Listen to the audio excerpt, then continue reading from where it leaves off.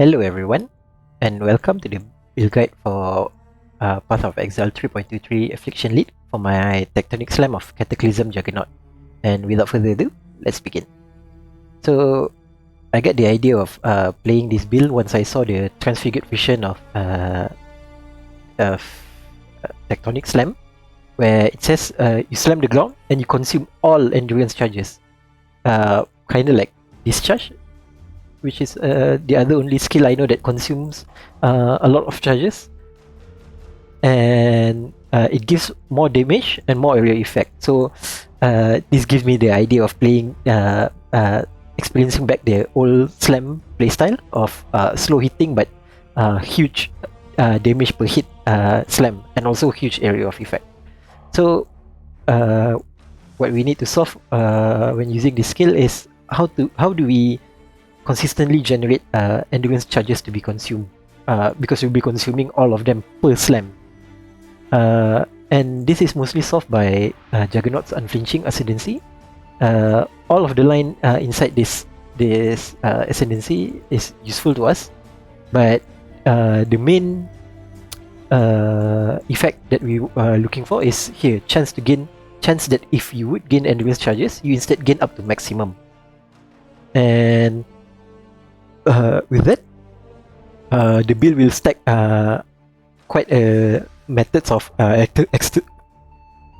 gaining endurance charges, so that we can roll that chance to gain up to maximum every time. And this line right here, chance to gain endurance charge when you're hit, and gain 1 endurance charge every second if you've been hit recently. This is also useful, and we can sustainably trigger this by comboing with this unique helmet, Echoes of Creation, where it says when you attack, take life as physical damage. So this counts as a self-hit, which would trigger chance to gain endurance charge when you hit, and also gaining endurance charge every second if you've been hit recently. So I'll explain this a little bit better in game. Okay, so as mentioned, here the helmet, when you attack, take life as physical damage, and combo with the Juggernaut Unflinching, which allows endurance charge generation as you self hit. So first you need to exit your attack, and let's swing. There, we instantly gain up to maximum endurance charges. Okay, let's attack again. 1, 2, 9. There. That's we get lucky. The chance to gain up to maximum endurance charges occurs earlier, and so even though we haven't gained up to maximum endurance charges, don't be afraid on hitting the enemy regardless. But I usually wait like maybe up to 2 seconds, so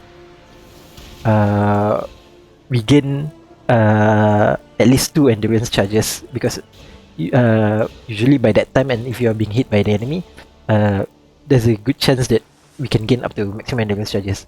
And using that line of gaining up to maximum endurance charges, if you gain endurance charges, you gain up to maximum instead. We stack as many sources to gain endurance charges as possible. So from Unflinching, we have 2 chance when you are hit, and gain every second if you've been hit recently. That gain every second if you've been hit recently means you will gain 4 charges over 4 seconds, 1 in each second. And another source is endurance charge on melee stun, where it gives 100% chance to gain endurance charge when you stun. Unfortunately, this skill only gains 1 endurance charge per attack, regardless of enemy's hit, but it also gives more damage multiplier per endurance charge. And since the build currently have 9 endurance charge, so it gives 36% more damage, which is comparable to most supporting gems damage multiplier. And another one is here, Mob Mentality. This cluster node gives us chance to gain endurance, frenzy, or power charge per power.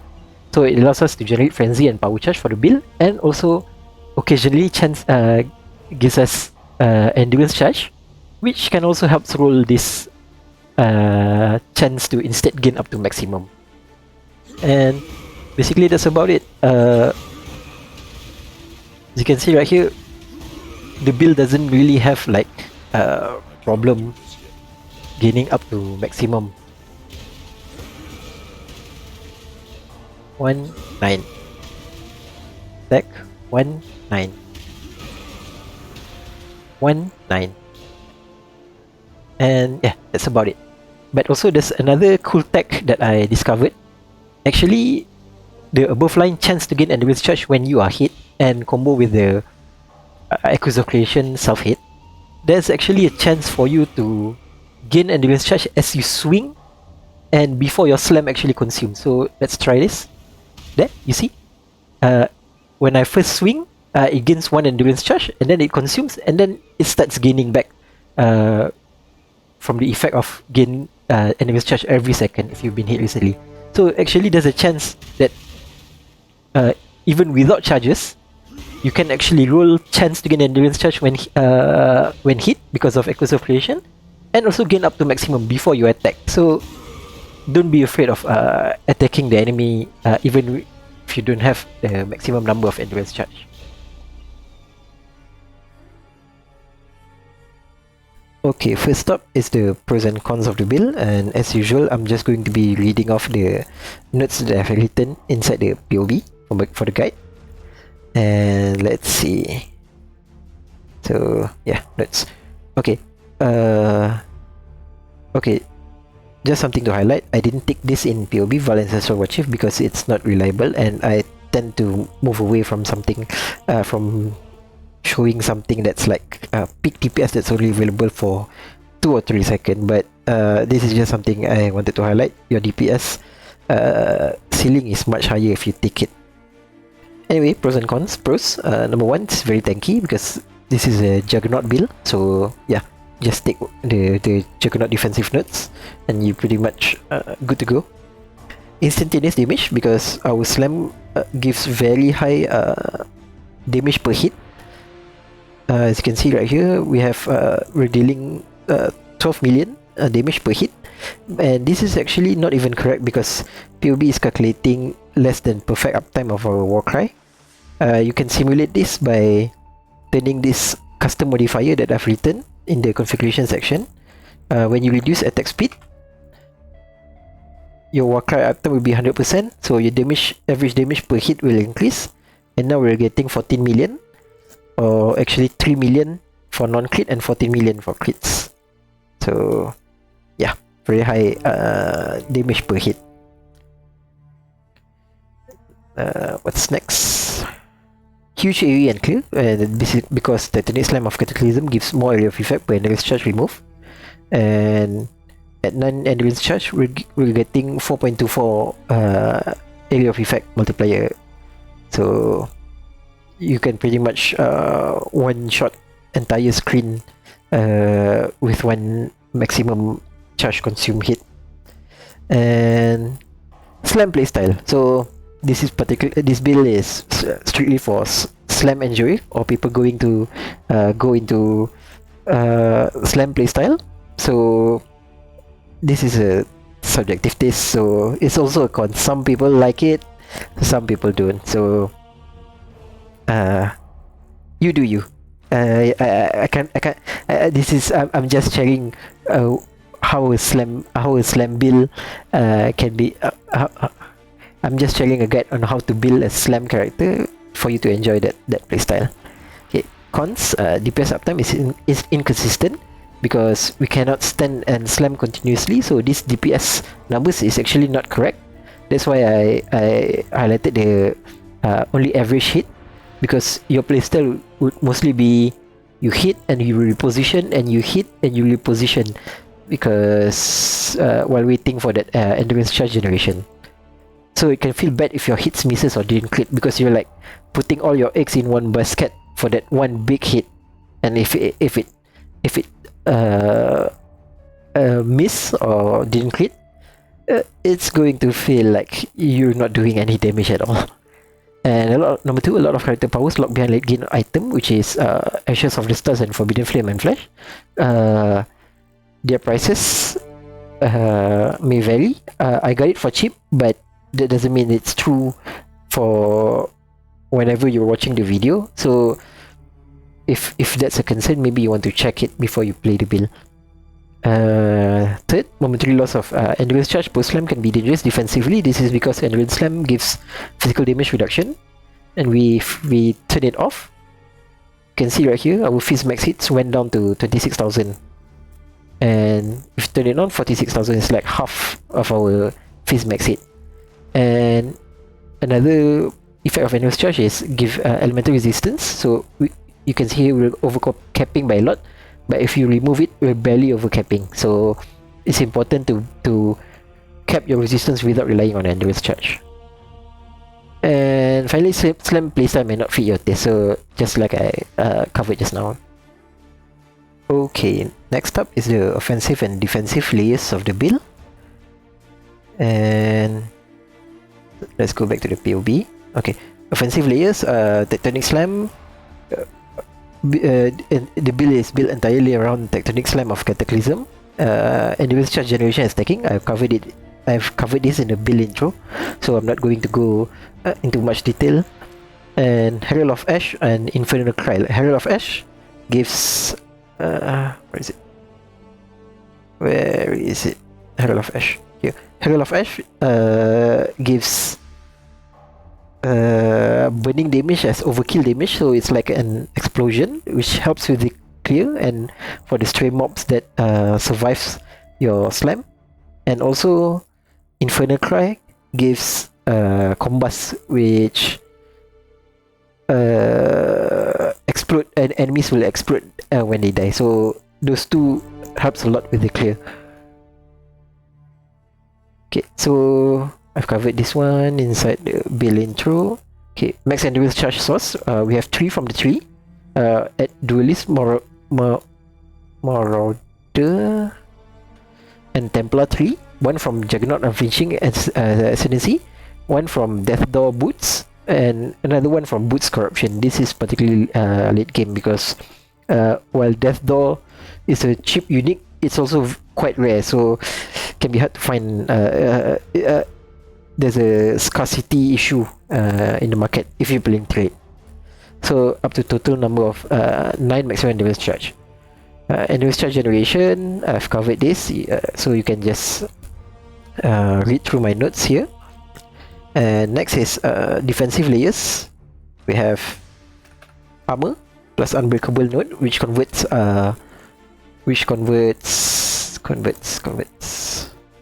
percentage of armor to fire, cold, and lightning damage taken from hits, and more than 75% resistance. So we're at 77, 76, 76. Stun immunity from Ascendancy, and 45 is from Eater of World implicits, or from this league I'm getting it from Charms. We're chill and freeze immune, and also slow immune from Unstoppable Ascendancy, where it says the line gives action speed cannot be modified to below base value. Well, you're not technically immune. It's just that you cannot fall below 100% of action speed. So it's important for you to to take that note, because you want to make sure when you click your stun, nothing will stop you from actually hitting the ground and your molten shell exploding all over the screen. We have huge life regen from entering Ascendancy. As you can see right here, we're at 1000. 1000 from mostly from trees, and I got lucky with my belt, so there's one. But also this is not fully accurate, because Untiring also gives physical damage prevented from hits regenerated as life per second, and our Echoes of Creation soft hit also take life as physical damage. So I can't remember how much, but from in-game to tooltip, I've seen my life regen goes up to like 2300 something, somewhere around that. It's quite high. So we're also bleed immune, which is a bonus from Death Door. And yeah, I think that's about it. Okay, up next is the Mastery, Ascendancy, Bandit choices and whatnot. I'm just going to go over through this quick because I've already written the explanation inside the POB. So, Potent Mastery,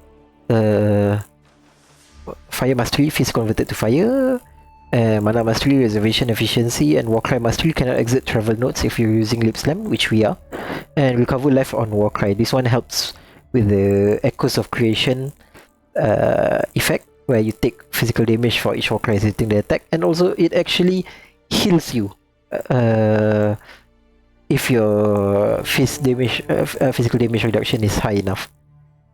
Ascendancy, Unflinching here for Endurance Charge Generation. I actually started playing the Transfigured Vision right after taking this node, but you can also level with other skills if you want. That's just not my preferred playstyle when going through the campaign, because otherwise I wouldn't know what to fix in the build if I'm not playing it as soon as I can.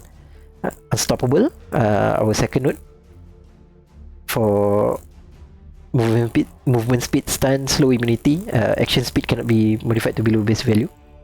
Unbreakable is our third node for just general tank Ascendancy node. And finally Untiring, another tank Ascendancy node. Bandits, we're taking Alira, crit multi for crit multi resistance and mana regen. Oh, actually, something I need to mention, the build doesn't have any source of mana leech or what have you. We're mostly sustaining our mana using our a little bit higher unreserved mana, and also a good amount of mana regen, and also mana resistant crafts on ring, 2 of them. Pantheon, I'm taking Lunaris, but you can also take Arakali if your chaos resistance is quite low, because you want to reduce chaos damage taken. And minor Pantheon is Rislatha, Yugul, Garukan. I usually take Rislatha regardless for any of my build. Okay, next we'll move over to the gem setup section of the build. So, gem setup. Okay, main skill, Tectonic Slam. We're using Tectonic Slam of Cataclysm, Transfigured Vision. Endurance Charge on stun. Pulverize for more damage and less more damage and more AoE. Elemental damage with attack, melee physical damage, and fire pen. So they're mostly just damage and AoE support gems. Except endurance charge on stun. You want this like as soon as possible if this is the one if this is the skill you're playing with during the campaign. War cries, using intimidating cry for double damage exerted. Seismic cry for increased AoE. Infernal cry for covering the enemy in ashes and also explode. And link to urgent orders to have like huge increase in war cry speed. In game it gives like 0.3 cast time of a war cry. So urgent orders is quite important, but it also increase cooldown of the war cry. But the good thing is if you socket it into the helmet, you gain +1 use for each of the war cry, which basically solves the high cooldown of the skill. Assassin's Mark. Okay, Assassin's Mark. Why did I put Warlord's Mark? Let me fix this quick. Assassin's Mark plus Mark on hit for DPS. Lip Slam is Lip Slam plus faster attack, cast 1 damage taken, plus Molten Shell as standard guard skill setup. Aura, Determination, Precision, Herald of Ash, Blood and Sand. You use Blood Stance most of the time, because even with less effect modifier of Sand Stance, Blood Stance, you're still like clearing screen in one shot anyway. And finally, Enlighten. Enlighten is actually not as necessary to have, because if you can see right here, we have 161 uh, 161 unreserved mana. If reduce enlighten to 2, we still have 121, and even without, you still have 81. It's just something nice to have, because the build would struggle when to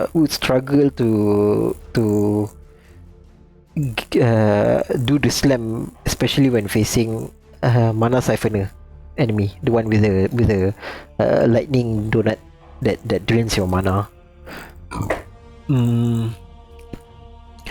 Just something important to note, best to have quality on Herald of Ash for higher explosion from overkill damage. Utility slot,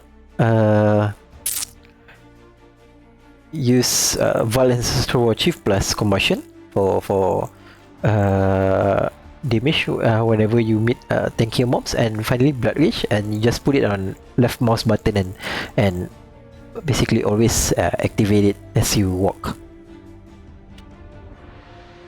And finally we'll move on to the gear section of the build.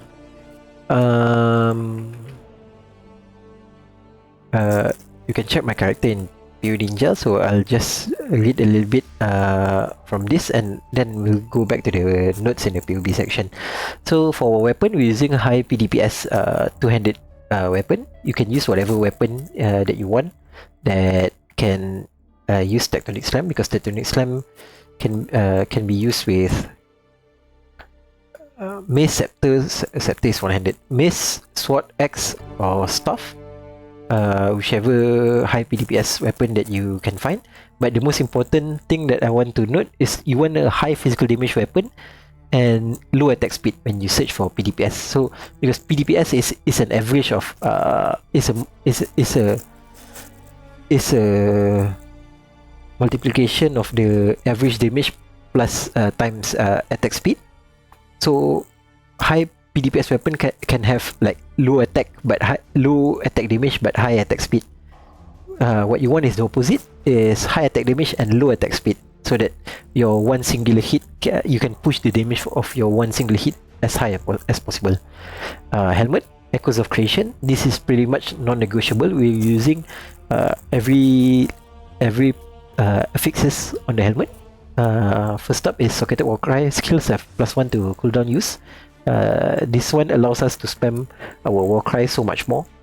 And then when you attack, take life as physical damage. That one is for the self-hit mechanics for enemies charge generation that I've covered in the build intro. And finally, skills deal more damage for each Warcry exiting them. We're using 3 Warcry, so that's 45% more damage just from the helmet alone. Body armor, we're using Syringa Exile and Implicit body armor with high armor and resistances. And also I managed to craft Gravicious Syndicate mod where whereby physical damage is taken as elemental damage. The Exalt and Implicit, the most important one is actually melee hits has a chance to fortify, but this is affliction lead. We're getting it from our charm, so I can skip that, and I've covered the beneficial implicit right here in the POB. What other implicit modes, implicits that you can aim for? Sorry. For gloves, life, resistances, and attack speed. For implicit, aim for fire exposure and chance to intimidate on hit. For boots, we're using Death Door. The base item gives us some resistances, movement speed, immune to bleeding, and also +1 to maximum endurance charge. Best corruption is again another +1 to maximum endurance charge, but this can be quite expensive, not because the boots itself is expensive, but because the boot is a high tier rarity unique. So this is a supply issue if you want to corrupt a lot. Like I spend around 40 to 50 chaos just each to buy this boot. So I think I was down like at that time it was at least 5 divine, if I remember correctly. Ashes. Actually, what we want from Ashes is quality to all skill gem, because Tectonic Slam have very good scaling from the quality. You can see here, the base gem gives more damage per endurance charge, 15%. From effect, it gives up to 5% more, so that's 20% more damage, assuming it's a 20 quality gem. But with ashes,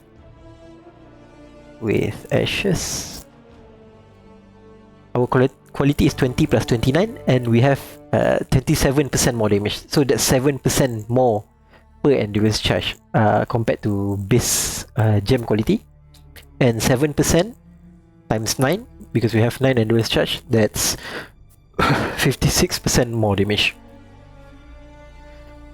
And what else?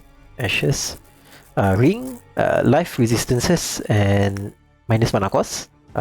Same with both rings. Belt, life resistances and elemental damage with attack. You can also aim for elemental damage with attack on your rings, but that's not as important as the minus mana cost.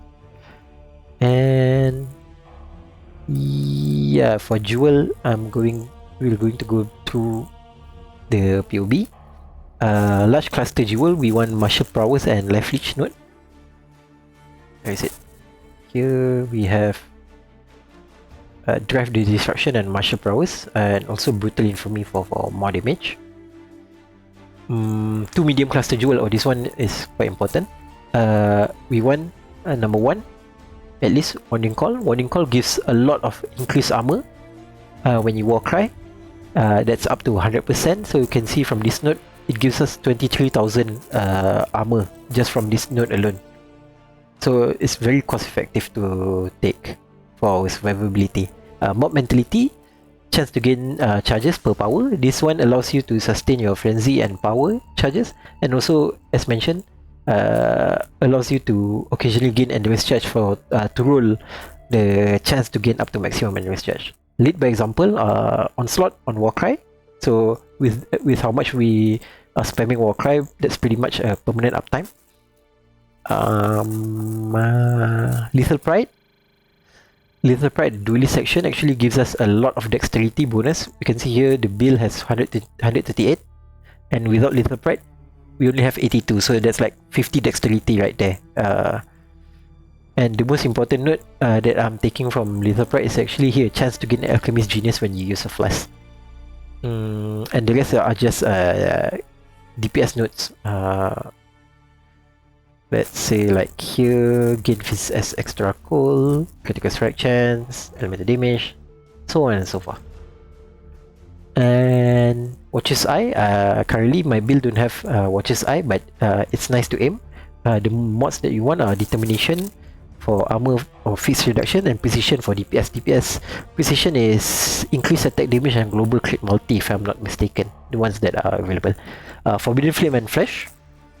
For Warbringer, Berserker Note, this one. And as mentioned before, 2 of the uniques that really gives damage, that really contribute to the damage of the build are Forbidden Flame and Ashes. You can see right here, we have 12 million. Without Ashes, it falls down to 7 million. And without Forbidden Flame, it falls down to 5 million. So yeah, imagine the power that these 2 unique brings to the build. Jewel with percentage life, crit multi, and reduce curse effect or shock effect if you want. Abyss Jewel, life and plus accuracy. And finally, Flask, we're using Bleed Life Flask, Granite Flask, Basalt Flask, and Diamond Flask. Suffixes, you want curse effect, armor, and crit chance. Try to mix up the suffixes, that way you can get your Flask for much cheaper rather than aiming for, say, Basalt Flask plus armor. That combination is very expensive. And also, you want Flagellant for gain charges when you are hit by an enemy. Just to note, you cannot trigger this on self-hit because the line says when you are hit by an enemy, not when you are hit. So unfortunately, you cannot gain charges that way. And last slot is flexible. I'm using Bottle Faith for endgame DPS. And charms. Oh yeah, charms. Charms. We have, where is it? I have melee hits with chance to fortify. Basically, that's the only thing that I really want from charms. The rest, nearby corpses explode when you walk cry. That's nice quality of life to have for clearing. critical strike chance, base critical strike chance at maximum power charge, and nearby enemies chill. All around nice effect to have. And base crit chance and chance to crit also kill the ground. And that's about it from the build.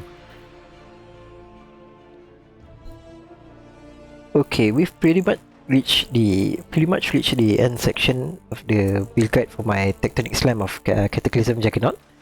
And as mentioned before, if there's anything that you think I've missed, try to have a look at the note section of the POB.